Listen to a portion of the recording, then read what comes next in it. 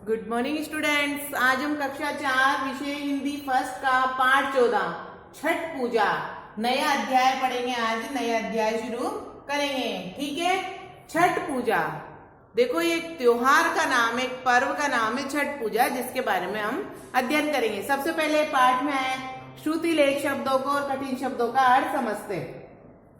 प्रसिद्ध श्रुति लेख, इनका उच्चारण करना बोलना आपको आना चाहिए। प्रसिद्ध, त्योहार, सप्ताह, मिट्टी, श्रद्धा और प्रसाद। देखो, व्यक्त करना इसका अर्थ होता है प्रकट करना। प्रसाद, भोग, भोग जो भगवान को लगाया जाता है। उपासना, भक्ति, आराधना। उपवास, व्रत।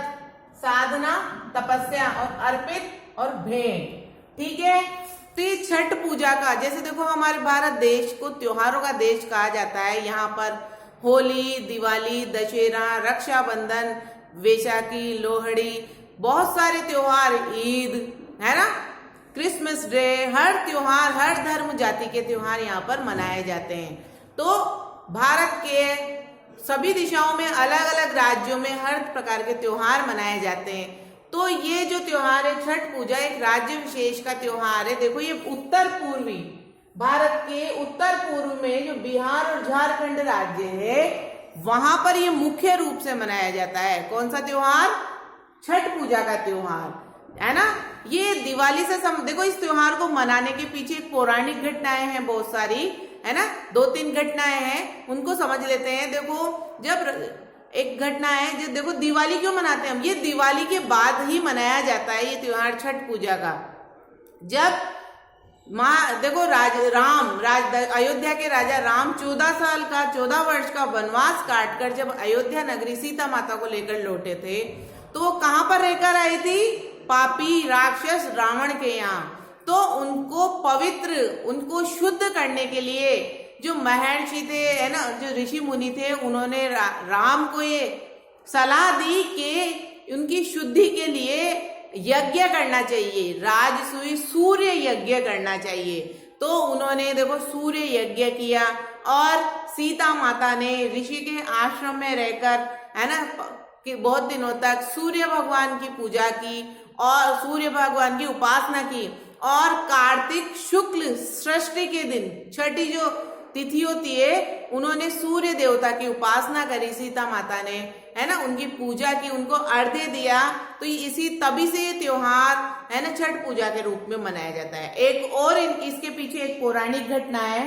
देखो, पुराणों के अनुसार, है ना, एक राजा थे, प्रियव्रत नाम के एक राजा थे। उनकी पत्नी का नाम क्या था? मालिनी। ठीक है, उनके कोई भी संतान नहीं थी, है ना। तो उनकी देखो, उन्होंने महर्षि जो कश्यप थे, उन्होंने उनको एक सूर्य भगवान का यज्ञ करने के लिए कहा कि सूर्य की उपासना करो तो तुम्हारी पत्नी के पुत्र पैदा होगा। तो उन्होंने सूर्य भगवान की उपासना की और उनकी कृपा से, ठीक है, उनके कौन सा एक पुत्र पैदा हुआ। लेकिन वो कैसा पैदा हुआ? मरा हुआ, है ना, मृत पुत्र पैदा हुआ।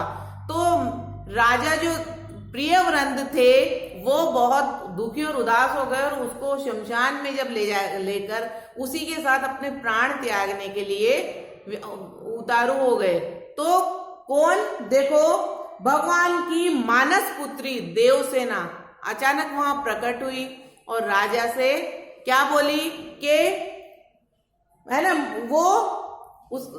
कि तुम मेरी पूजा करो। उनको देखो, उनको सृष्टि की देवी, वो छठी जो देवी वो थी देवसेना, उनको सृष्टि भी कहा जाता है क्योंकि वो भगवान की मानस पुत्री थी, सृष्टि के दिन उत्पन्न हुई थी। तो उन्होंने, राजा प्रियव्रत ने उनकी उपासना की और उनकी उपासना करके उनको अपना पुत्र प्राप्ति हुई।